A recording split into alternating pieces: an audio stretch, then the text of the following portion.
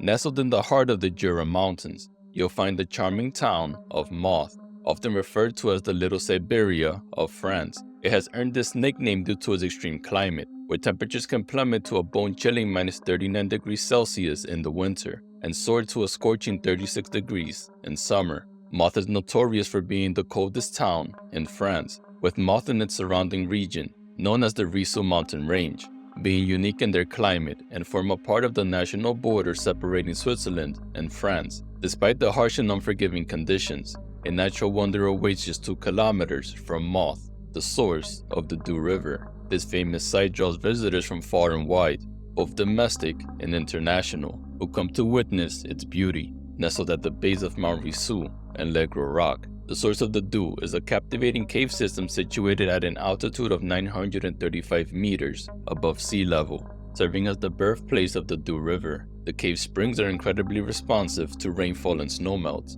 allowing for real-time monitoring of the current discharge online. However, if the water level goes above 0.6 cubic meters, diving is not permitted. To visit this remarkable site, divers must obtain a permit, which can be acquired at the mayor's office in Mouthe. The water within the cave maintains a constant temperature of 6 degrees Celsius year-round, retaining its pristine clarity regardless of the weather conditions outside.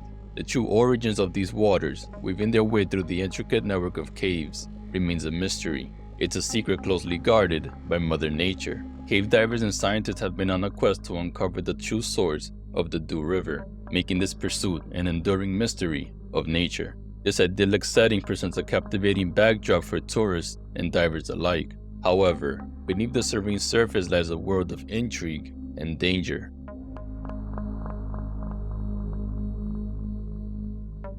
The history of the source of the Doubs Cave is a tale of persistence and daring expeditions. It wasn't until 1969, when the cave's depths were first recorded by Swiss cave divers J.C. Frackel and P. Petroquin, who ventured into the S2 section. Progress was slow, and it took nearly 2 decades for Italian diver St. Lecco to push the boundaries even further, reaching a depth of 50 meters or 164 feet in the S3 section in 1987. The true breakthrough came in 1989, when the legendary Swiss cave diver Jean-Jacques Balaz made a groundbreaking discovery.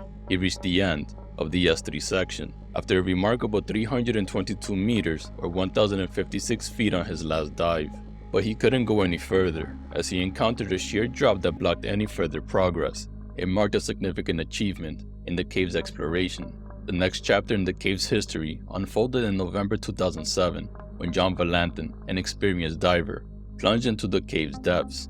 With unwavering determination, he laid 145 meters, or 476 feet of line, successfully passing through the obstacles that stopped previous attempts nearly 20 years earlier. A year later, on September 10, 2008, Andre Gloire and Pedro Bellardi took it to new heights.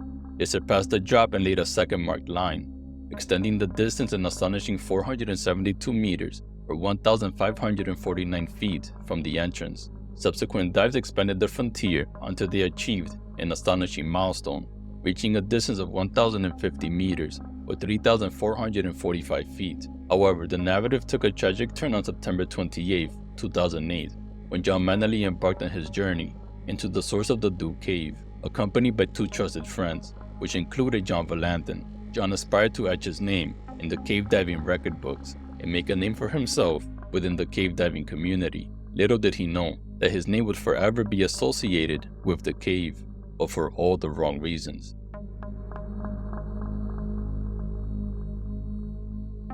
John Manley, born in 1976, was a dedicated individual driven by a deep passion for knowledge and adventure.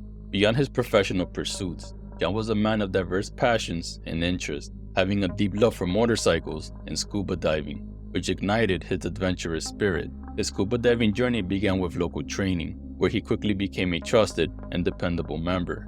John's innate curiosity was unrelenting. He actively encouraged his fellow club members to explore new wreck sites and adopt safer diving practices. His passion for diving took him on exciting adventures, like diving the Normandy shipwrecks and those around the Isle of Wight during holidays with friends. But John's appetite for adventure knew no bounds. He delved deeper into his passion for diving by acquiring a rebreather and undergoing specialized training. This move propelled him into more adventurous diving groups, While venturing into the captivating world of cave diving in the UK and France, he continued to return to the sea regularly, sharing captivating tales of his underground expeditions with friends, always keeping their excitement alive. John's passion for adventure was only matched by his meticulous attention to detail and careful approach to diving. He was known for his competence, equipment maintenance, and thorough understanding of diving gear. However, on the fateful day in September 2008, unexpected factors converged to create a series of unfortunate events.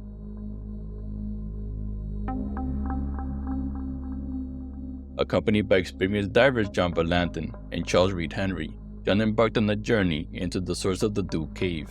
Their plan involved autonomous diving, where each diver would go into the cave system alone. While John was an experienced and qualified diver, he faced a unique challenge: his choice of equipment. He used a large rebreather, which presented challenges in navigating tight cave passages and restrictions. Both John Volanthen and Reed Henry had cautioned John the night before about the limitations of his rebreather in the cave's narrow sections, but he chose to proceed regardless. Additionally, John had a history of back injuries dating back to a motorcycle accident in 1998, which would play a crucial role in the unfolding events. The cave's entrance, a narrow passage measuring only 3.5 meters or 11 feet deep, narrows considerably once inside the water.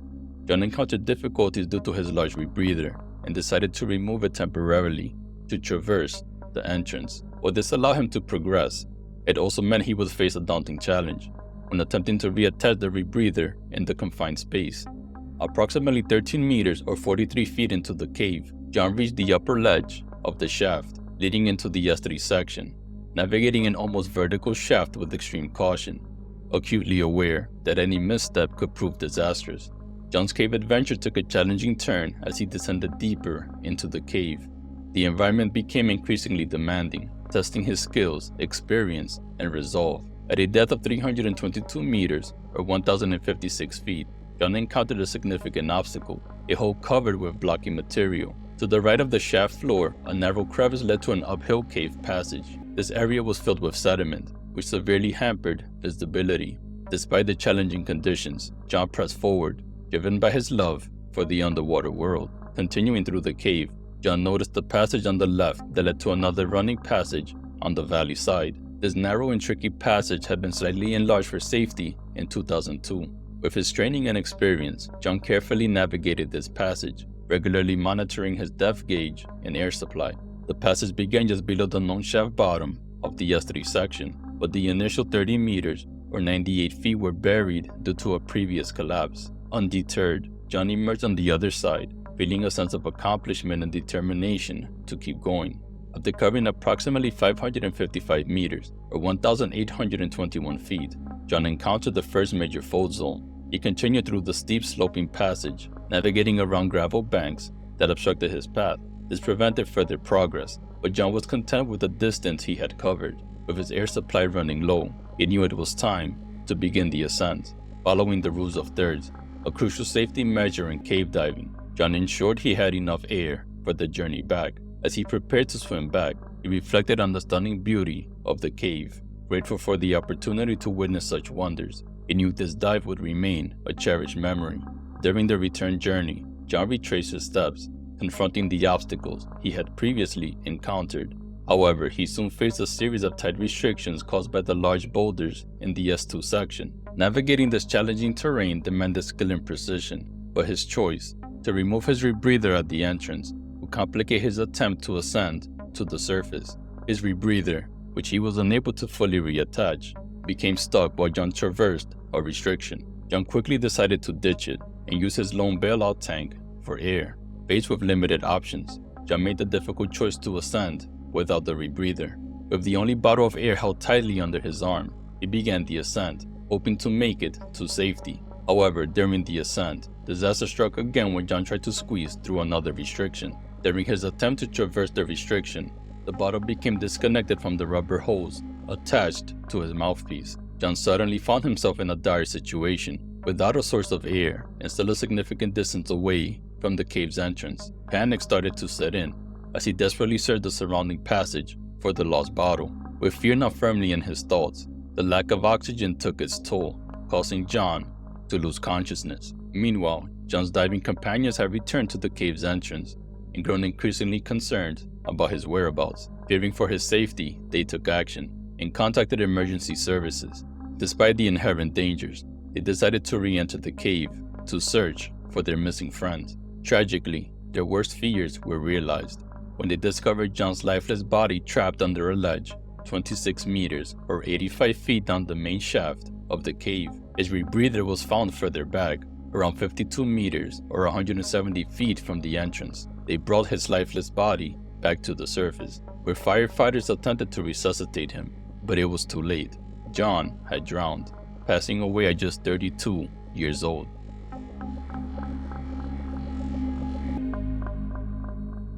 The tragic loss of John Manley can be seen as a reminder of the unforgiving nature of cave diving and the critical importance of making well-informed choices when diving such environments, about ensuring your equipment is suited for each dive, and following the advice of experienced divers who know the site well. In situations like John's, these choices can be the difference between life and death.